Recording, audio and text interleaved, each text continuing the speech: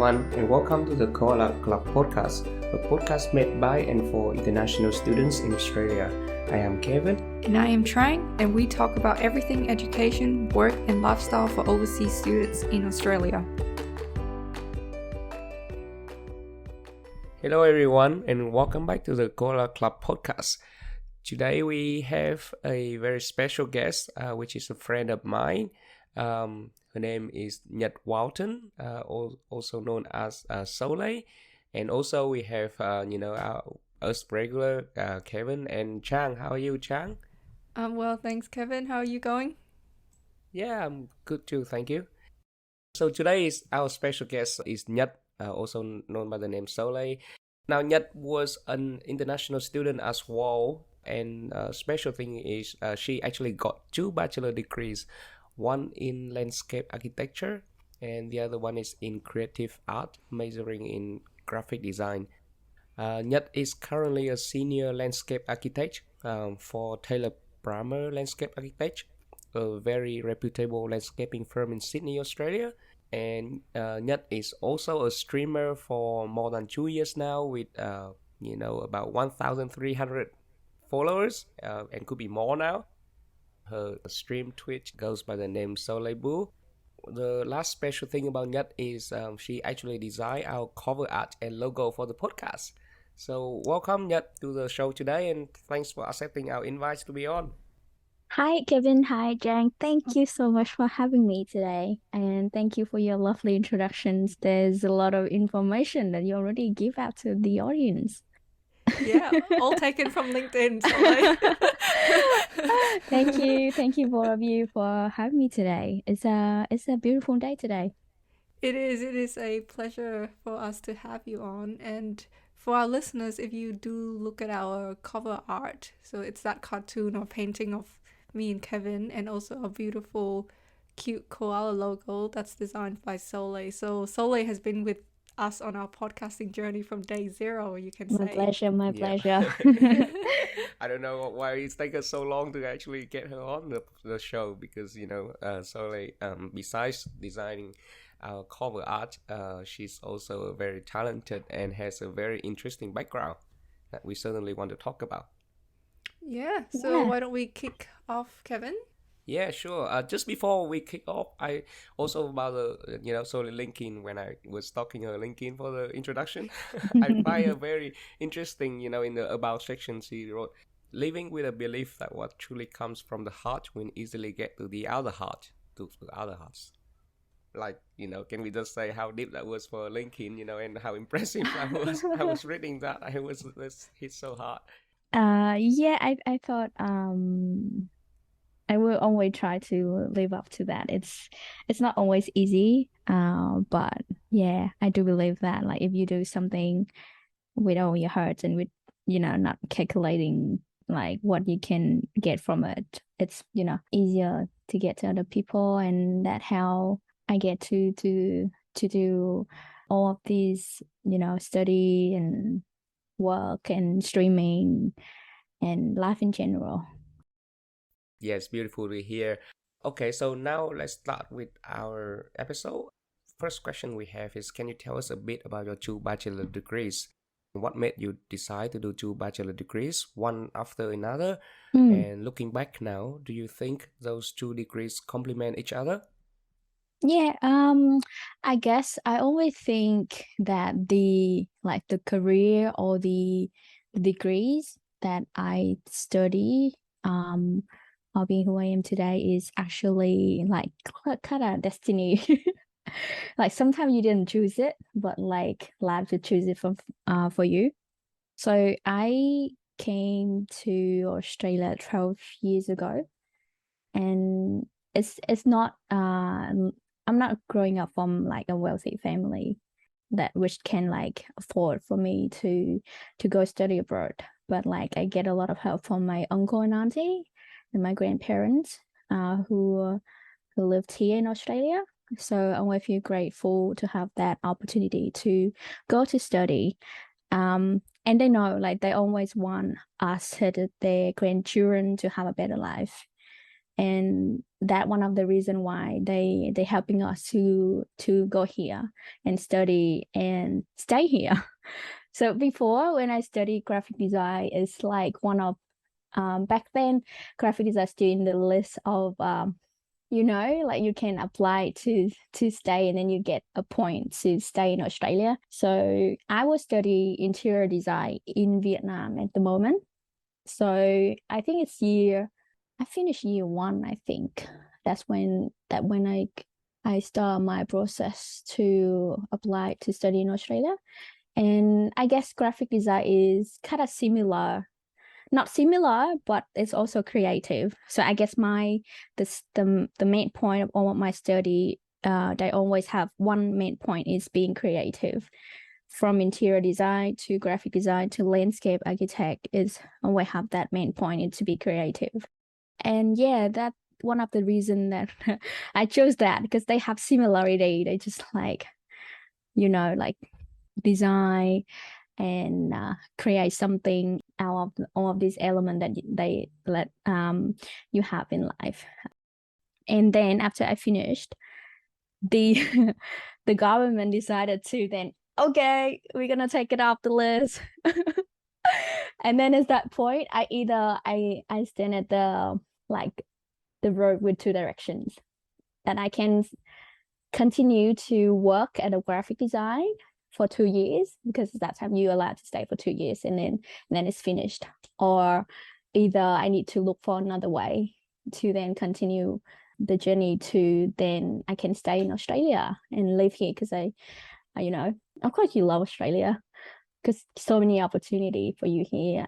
So my cousin, he worked in a civil company, and they had landscape architect department at that time, even though they mainly doing civil. Kevin is civil engineer, so he know.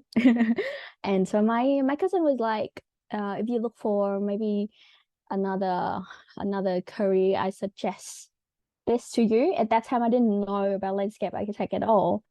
It's pretty new, and like I'm sure today not a lot of people know about the industry, landscape architect.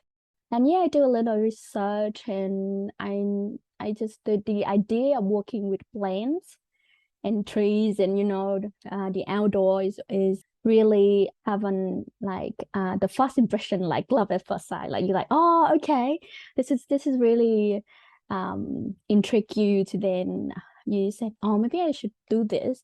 And then with his help, I moved to Canberra and studied there for another 2 years for my second degrees, landscape architect. Yeah. So yeah, a bit of journey and decision making, but I guess just listening to the universe, if you say, or me will be God, because I believe in God. So I do believe that the 2 degrees complement each other. As I said before, it's creative, and with graphic design, you design using 2D element.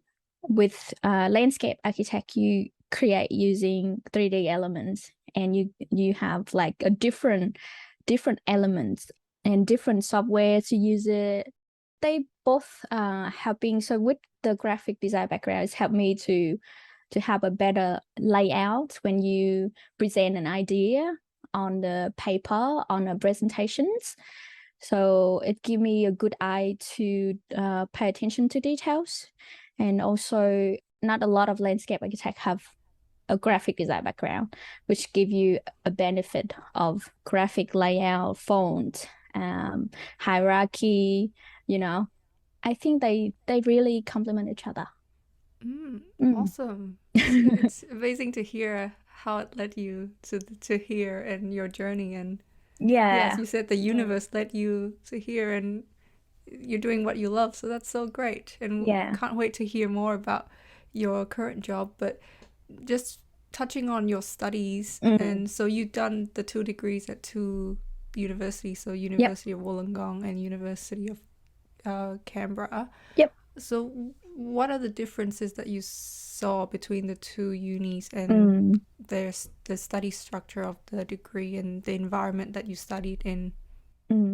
I love University of Wollongong. the first university that I went to, and it's to compare the two. Of course, the weather in Canberra is more extreme Mm. than the weather in New South Wales. So everything in New South Wales is green now, lush, and like compared to Canberra, like people say, "Oh, so bored," and like it's gray all the time, and it's colder, it's hotter, it's more extreme. Um, the differences between the university, I guess that I can back then when I studied landscape architect at Canberra, I believe it's still there's still new faculty. So the study there for me seemed easier. I guess maybe because I already finished the degree, so I know how to study. When I studied at Wollongong, it's a bit harder because, of course, I came from Vietnam. English is not your first languages. You guys all know that. And I just finished my English course and now go straight to uni. It's extremely hard to then listening to lecturers and take notes and then research and essay is a nightmare. It's a bit harder because you learn along as you go as well. So I guess to compare, it's more easy for me to study the second degree than the first one. The study structure, I think University of Wollongong is a bit higher compared to University of Canberra. I'm not sure it's because that my second degree, so I was like saying that, but I think because they are still a young faculty in Canberra as well, so they still figuring out their thing as well as they go. I think it's much better now, and it's a bit harder to finish the degree. I get credit advance, so I only did 2 years to have a second degree, but now the degrees is increased. I think you have to do like 3 years or 4 years. The 4 years will be the honor years before you can finish the degrees to get credit to become a registered landscape architect in the future. I think they're growing, just like the landscape architect industry is growing as well. So I think I believe it's better now compared to when I studied, which 6 years ago. So yeah, things change. I never go back to to the university in Canberra, so I'm not sure how things change there. But the environment, I think there are more facilities in University of Wollongong. They huge. I think they still rank top two. I'm not sure. Yeah, Yeah, back then they still Yep. top two. top 2%. Yeah, Yeah, yeah. I think they got into top 1% now. I Oh, think. really? Oh, Yeah, okay. Yeah, they deserve it. I guess yeah. there's Just a bit maybe shameless marketing from because we all UW alumni, Yeah. I so know, right? we love Wollongong. You know what's Yeah, funny? The landscape at University of Wollongong is actually done by Tyler Brammer Landscape Architect. Oh I wow. oh didn't wow. know until I Amazing. went to work for them. And then they have two studio, one in Sydney where I work for and one in Austin. So Oh. the like that was actually designed by this Austin studio. And I was like, oh, this is definitely a sign from the university. Yeah. Absolutely. And they surely It's, did a good job. It's Yeah. the yeah. And I campus is yeah, amazing. and I was like, huh, because they still construction stage when I study. But then when I finished, I was look back, I was like, I didn't have time to enjoy all of this beautiful outdoor seating and all of these new facility. They've just finished. I think after I left the university, I'm a bit sad because I didn't have a time to Mhm. enjoy it. But yeah, the environment, University of Wollongong, yes, you guys should go study there. Yeah, Everyone who listening. it's a very green campus. Yes, That's the only thing I have to say. It's a very green campus, and we love it. All yeah, the and all the spirit animal like ducks and everything. I yeah. love That it. point. Yeah, yeah. I Yeah, remember that. and yeah, the landscape is beautiful, like you say. And I feel like throughout your story, it's like when like Steve Jobs used to say, it's about connecting the dots. Like you can't Yeah. really see forward in the future, but Mm. now looking Look back, back. like who Yes. knows, because of government remove Mm. graphic design from the list. Now you have to go to study landscape architecture, Yeah. and then later on it land you a job in the exact Yep. firm that design your first university landscape. Mm. That just and just speak briefly about the list. It's called a skill occupation list for our Oh yes, listeners. yes. It's mostly about migrant. And it's just like if you study one degree inside that list, there's a very high chance you can use that to apply for points to to stay and become permanent resident in Australia. We include it in the show notes. We talk about it in other episodes as well. So that's just a brief plug for our listeners. Now we're gonna talk a little bit more about your career, but now I want to backtrack to the very first day, and I kind of want to see want to hear what started your interest for graphic design. And I feel like you already gave it away, which is you said you always about Yeah. being creative Yep. throughout the whole study and career of yours, Mm. but also. I feel like, and later on, it evolved into landscape architecture. So, do you find that same creative in landscape architecture, and is that what keeps you going through and evolve from graphic design to landscape architecture? I think that's one aspect that why I love to become a landscape architect. But I think the main point is the environmental impact that a landscape architect can contribute to, the bigger pictures, like the global pictures now. I know that there's a lot of new development and the need of landscape, the need of the green in a city, in an urban setting is extremely important. And especially, after the COVID pandemic, the need of being outside and being connected to nature is way more higher than before. So as I can see, in of the council control development, they always improve the green space and the communal space and the high demand of the private landscape and the communal landscape to then the development get approved. So I guess the creative is just one part of it that keep me going as a landscape architect, but how I contribute to the community is more important, I guess. Yeah. With the graphic design, it's just like baby step, and Yep. and creative Yep. is what is the root of you as a creative person. You want to create something. I guess it's the seed that plant, but yeah, I don't think I have the reason that I interest for graphic design in particular. I just love to draw, paint, and create something, which you know. So it evolved to something bigger, like Yeah, when you yeah, contribute to the community, yeah. and this all ties into that sense of belonging we always talk about, Yep. which is very important for international students in Australia. Yep. And I guess graphic design, I can't say that a good graphic design because I'm out of practice now. And it's been so long that I'm just doing it as a hobby now. Like I know the basic, but not a professional graphic designer. But I guess if I have time to then graduate and have time to have like internship or start my career after I finished, or even when I study, I start to do the process of working, I think it will be better. But I kind of have that gap that you don't have the experience in graphic design. So yeah, if you compare the two, I'll be like, okay, I'm a landscape architect. Graphic design Yeah. is my hobby. Well, your hobby is still very good. Look at our cover art. Hey, Jack, Yeah. you agree? Look at that. It's Definitely beautiful. vouch for that. Yeah, so you were speaking about your career. So why don't you tell us a little bit more about since you graduated? Because I can see you had a variety of roles from graphic design intern to CAD operators to landscape architects. So can you tell us a little bit briefly about your career from when you graduated until now? Yeah.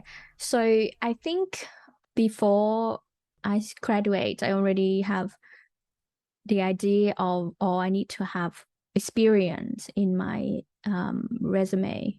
So we had the opportunity to have like internship with a competition that University of Wollongong, very successful. It's called Illawarra Flame Tree House, like the sustainable house, and we actually won the competition in China.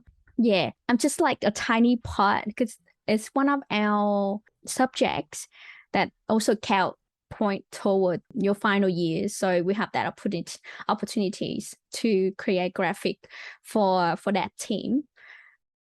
So yeah, so that one of my first experience as a graphic design. And then I had internship with Clever Link, which is a small medium graphic design studio in Corrimal. So the third years of my study, I really concentrated on getting experience. So I put myself out there to look for internship work experience as a graphic design, and through connections that I get all that opportunities. And then because it's the career change, and then I decided to study again. But what I learned from my last degree is it's better to kick off my work experience as soon as I start study, because I already have a degree finished. So I kind of know in mind that, oh, okay, if I change my career, I better have a better prepare for my second degree graduation. So I think when I moved to Canberra, I start to look for. I still continue to work part-time as a waitress, and then look for opportunity. I still, at that point, I still doesn't know what I'm doing with landscape architect. So I'm looking for internship, just a way to have experience. And I look both in landscape company and graphic design company, because I want to have like to find a bit of money as well, I guess. But I put out CV and email and apply for jobs, but didn't get any reply for my graphic design. You're kind of upset because you put out a lot of portfolio and things, but you didn't have any feedback. And then I just keep doing waitress and study. But I talked to one of my teacher from our studio, and I told her that her name is Susan, and I told her that I'm really looking for an opportunity to work and study at the same time. I think she helped me to get connect with Space Lab Studio, where I have my internship. They are a landscape firm. They knew that I had a degree in graphic design.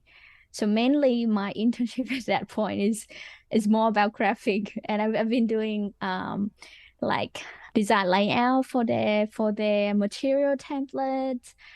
Like I can see their process of design is landscape. Like kind of you trying to learn landscape, but then they want to use your skill in graphic design. It's like the best of both worlds. You experience both sides. You're the perfect candidate for them.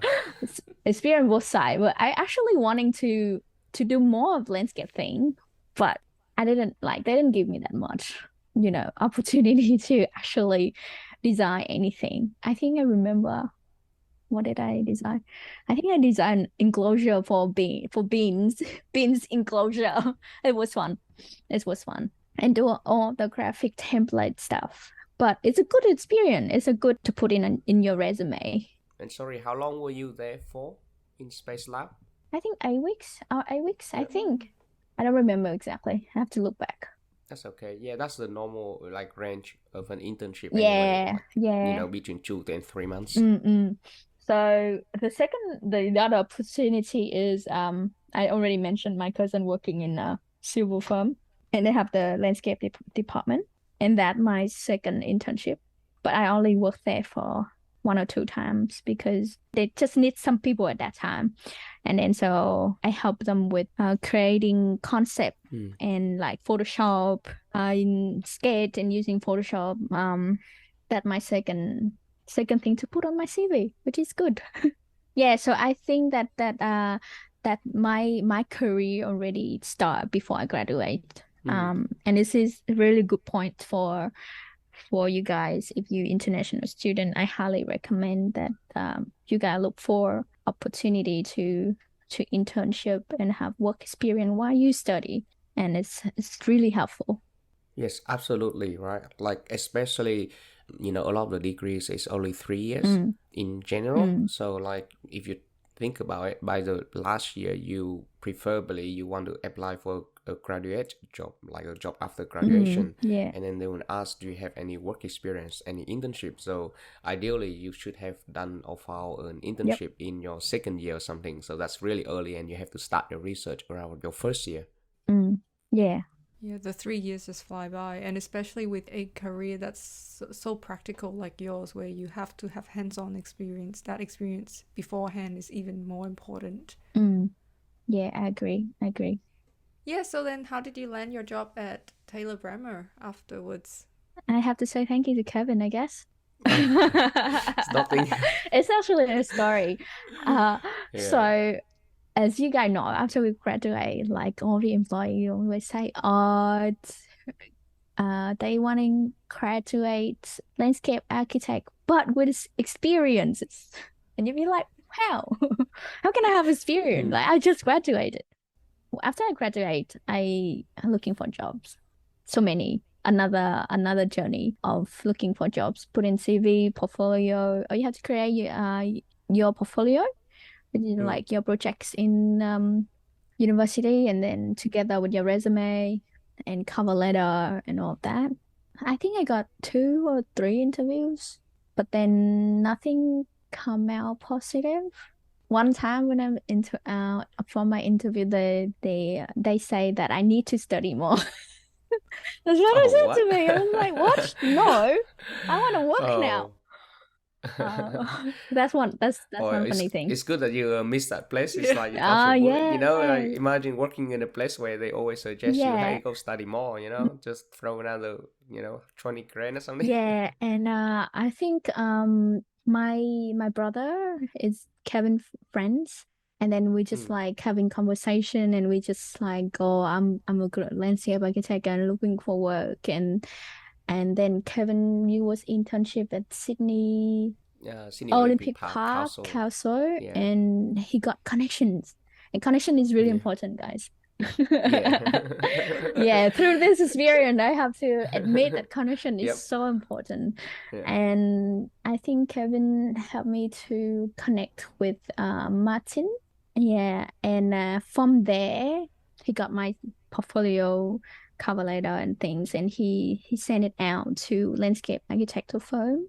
And then before he did that, he already called me and he said, "Oh, I talked to your referee, which is my teacher, and she talked highly about you. That's why I helping you." Like they actually have to check how you are the person, how you study before because it's their connection. They have to protect their connection as well. They can't just like randomly like just doing that. Yeah. So Yep. and then I got two. I got to interview from that connections from Kevin and Martin.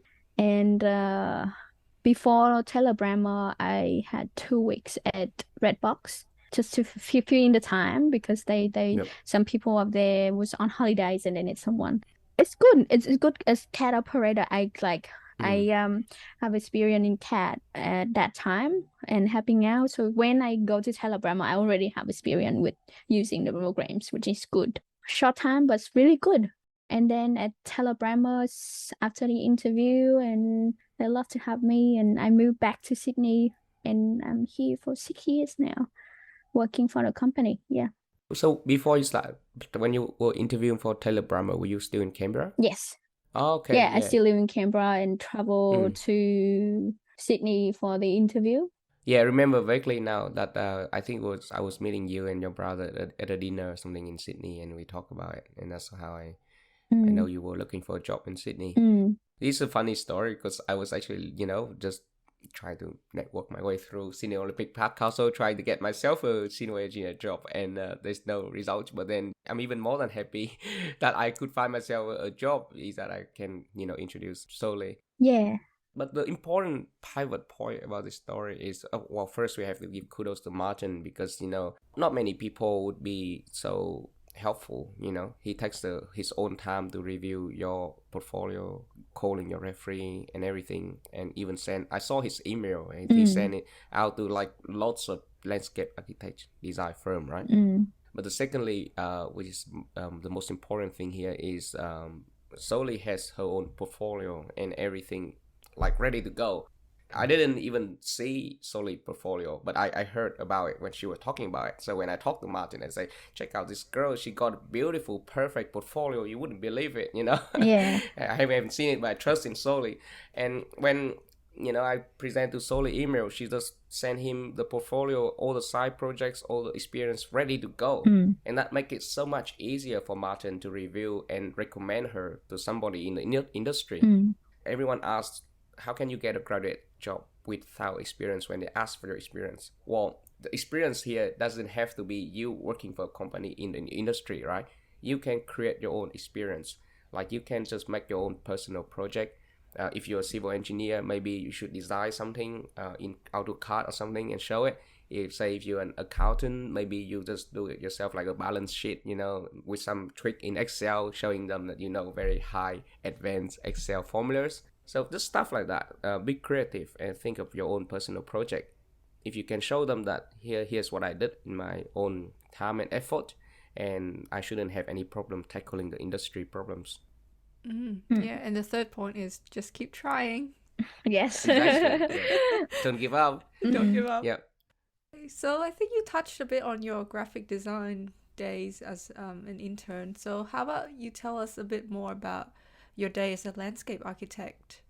My day is landscape architect. When I was intern or when I just landing as Maybe both. maybe I guess when you just graduate, you actually a white paper, I guess.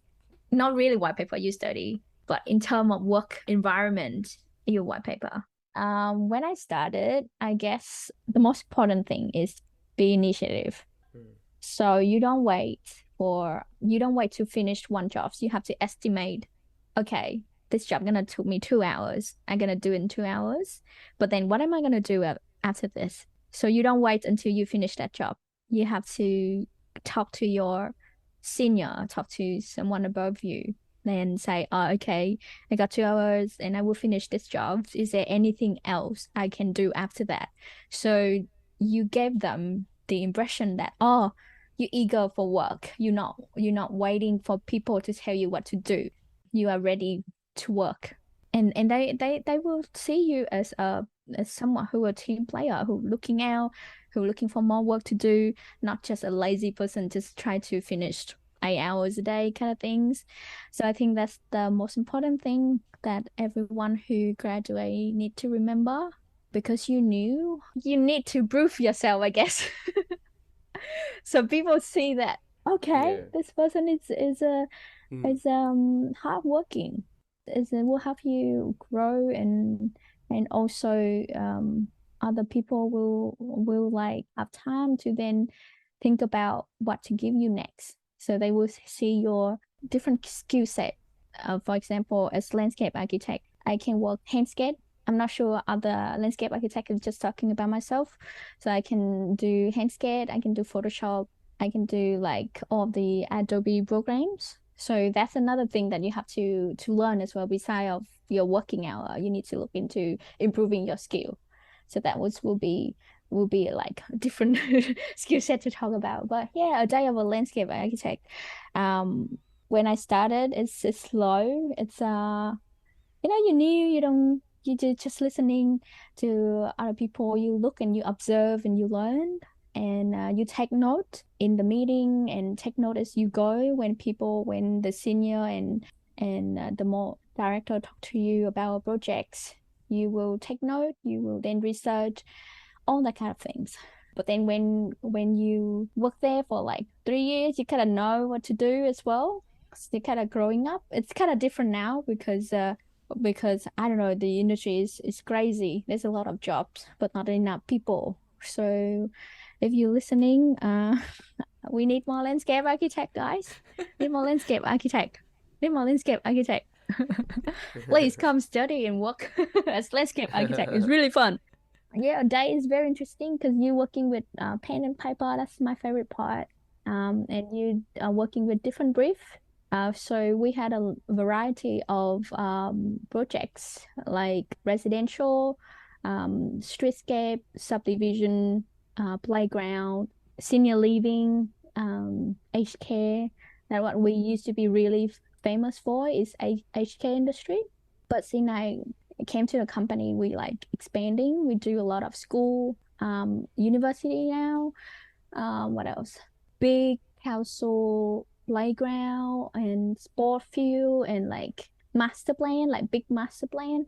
We have less residential at the moment, less like kind of little jobs. We have like really, really big big jobs right now.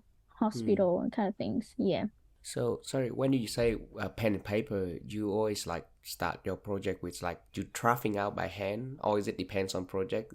Do you go straight to the computer software, or you just... Depend on the projects, but with like quick jobs, we can go straight to computer. You do it to AutoCAD and Photoshop.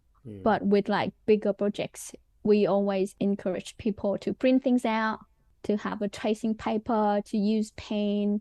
Just, it's really the feeling when you draw using hand on paper, it's help you to stay creative and the flow of the process. You see more than just looking at the screen. So that's what I learned from our directors. Yeah.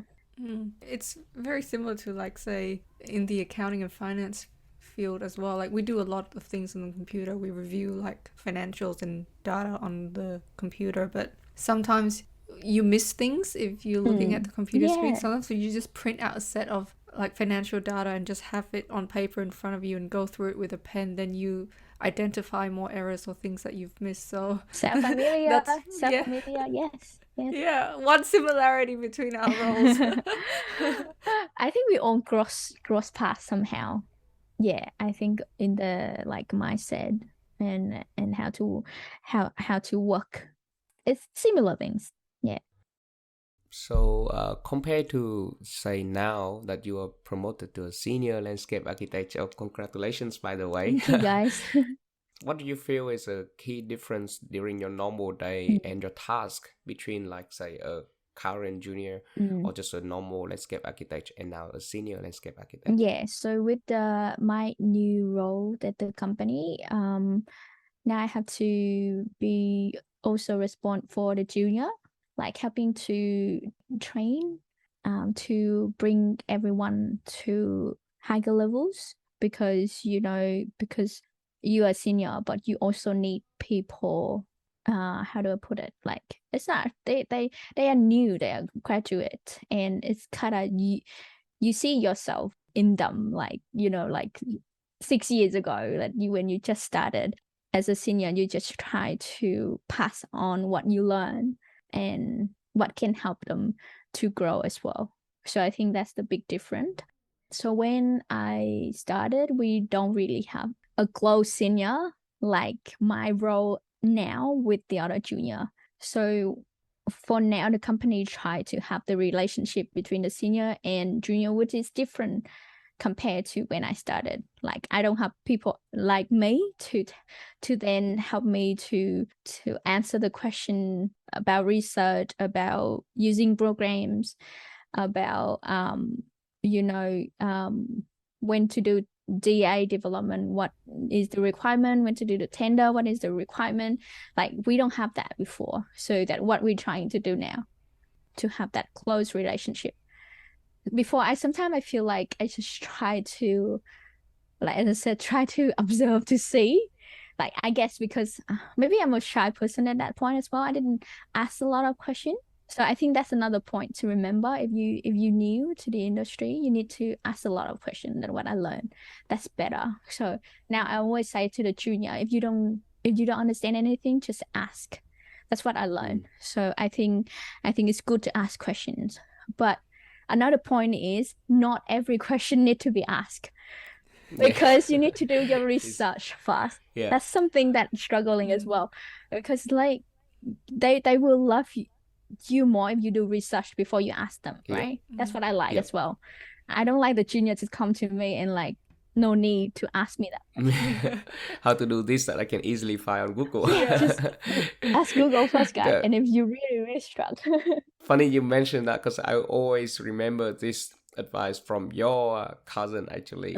He used to say to us, the young graduates, in a meetup, he used to say that it's always good and you should always ask questions, just not the dumb questions.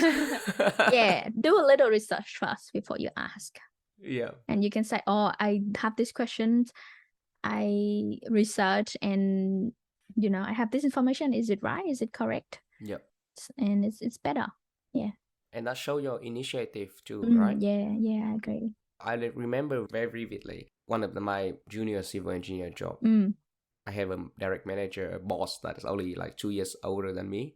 And back then I was probably a little bit more immature. And I remember I came across a problem. And I see this a problem. Somehow in my head, I think like my boss didn't see the problem. So I was trying to tell him like, it is a problem. Yeah, this definitely, there's some problem with this drawing. And, we don't have enough information. And he just, replied very casually, it's like, yeah, I see it's a problem. I know about the problem, but what is the solutions? And I was like frozen. I was like, oh, yes. So everybody see a problem, but if you bring up the problem and all you do is complain about the problem, but you don't present any solutions, like none of your own research, then it's no point bringing it up. So the same goes if you have any questions, like Soleil said, do your research first and at least present something that you think could be done about it. And it could be wrong, it could be right, but nobody cares because it brings your own opinion to the discussions. Yeah, by saying that, like, I'm happy for them to ask me like technical questions, like for the programs. It's quick and easy to answer because I have experience. Okay, that kind of question doesn't mind me. Like, you can just if you want to know something to do in the programs or technical question, it's fine. But if there's something need to do research first. Yeah. Okay, so we've chatted a bit about your career and work side. So now let's talk about your personal side and your hustle and / hobby. So how did you become a streamer, and what is your streaming channel about? So I guess there's a lot of streamer out there started in the pandemic because everyone stay inside. Trying to find something to do, trying to still stay in connect. I guess it's that time. I think it's April, and everybody stay inside, and I just don't know what to do to kill time. And you have a lot of time in your hand. And my husband was like, "Oh, do you want to play games? Like, just play some game." I never play games, but I was like, playing games. No, waste of time. No, I'm not playing games. If I'm playing games, I have to do something together with playing games. So like, and he was like, how about you stream when you're playing games so you can talk to people as well? And I was like, I don't know how to stream. How can I stream? No, I don't know how to stream. But then he just like showed me the platform, and I was like, okay, I give it a try. And then that's how I become a streamer. Nothing interesting, guys. No, it's very interesting. How important is it to have a partner that support you and bring out the best in you? I know, right? No, now looking back, I was like, I really enjoy streaming because I create a little community as well, and it's really good. When I started streaming, I always aim to do art with stream because it's not on Twitch. It's not just before it started. Initially, it's just for gaming platform, but then it's growing. As we are growing, and they have a different channels. They have like art and crafts. They have like just chatting, and they have like talk show. Even like us, like there's some people have doing podcasts, and they do it together on stream, and they like like there's so many different music. Music is another channel I love to watch as well. And then chess, so many I can't name because I don't have a lot of time to, because I'm a streamer, so my time on Twitch is more like streaming, not like watching. So, but I do know what on there. There's so many out there for you to like browsing and have what you like. Yeah, it's very interesting that people connecting online. Sometimes you didn't think it's real, but when you put your heart out, connect to the heart. Okay. Talking about community in streaming, well, last year you did a very cool thing. You do have a 12-hour long live stream to help raise charity funding for people struggling with the pandemic back in Vietnam. Yeah. So can you tell us a little bit more about that stream, and how could you possibly stream for 12 hours straight? I couldn't even imagine it. I guess because 12 hours is really went by. It's really fast because you have structure, you have guests. Because how do I put it? I love to plan an event, and then I love to connect people. That's one of the reasons for streaming, and I want to introduce other people to other people.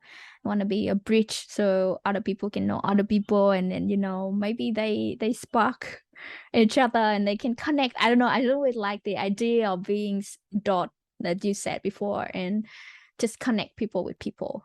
How many guests?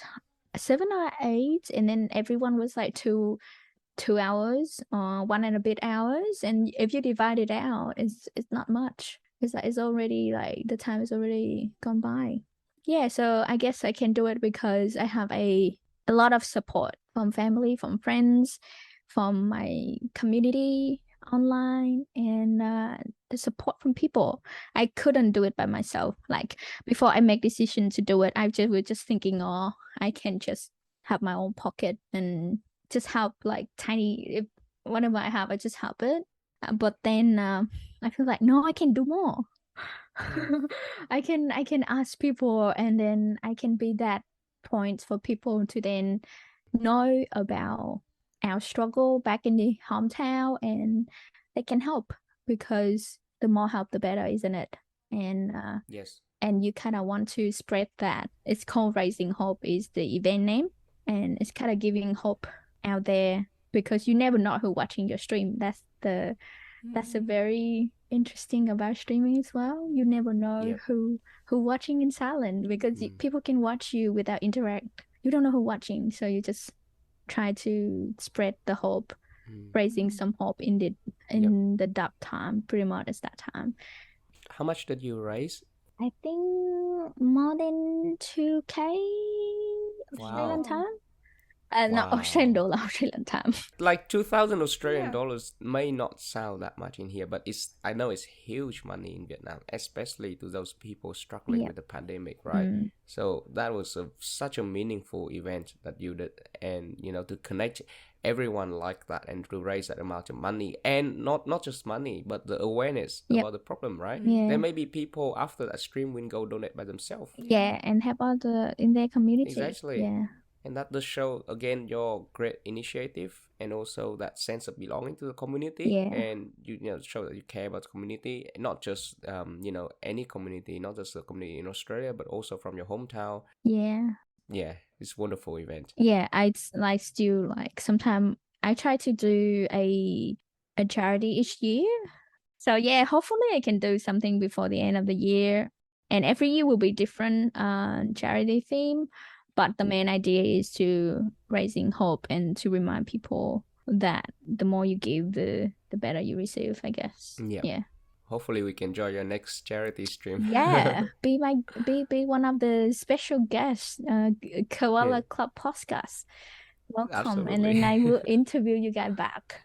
And then introduce you guys to my community and other people. Sounds International exciting. student. There's a lot of people all over the world watching the stream, and they are some people like do study. There's a lot of I don't know. I kind of attracted the young audience to study, and there's some people still studying medicine. Some people still in high school. There's a lot of well, it's a good thing young that audience.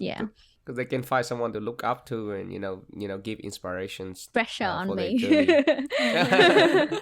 Yeah. We were thinking of doing like mental health for